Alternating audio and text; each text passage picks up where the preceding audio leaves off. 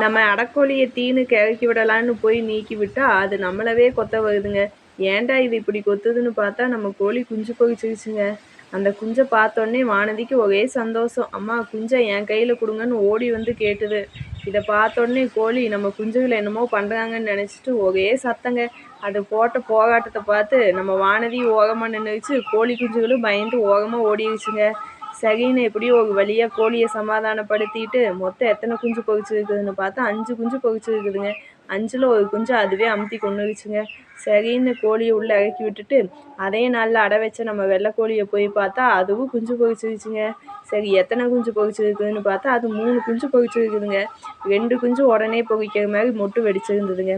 அதெல்லாம் எடுத்து ஓரமாக வச்சுட்டு பொரிச்சிருந்த மொட்டையும் எடுத்து வெளியில் போட்டுட்டு கோழியை இறக்கி விட்டாச்சுங்க. கோழி இறக்கி விடங்காட்டி அது அமைதியாக போய் படுத்துக்கிடுச்சுங்க. வெள்ளைக்கோழி நம்மளோட நல்லா பழகிடுச்சு. அதனால சைலண்ட்டாக போய் கம்முன்னு படுத்துருச்சுங்க. சரிங்க, நாளைக்கு இன்னொரு வீடியோவில் பார்க்கலாம்.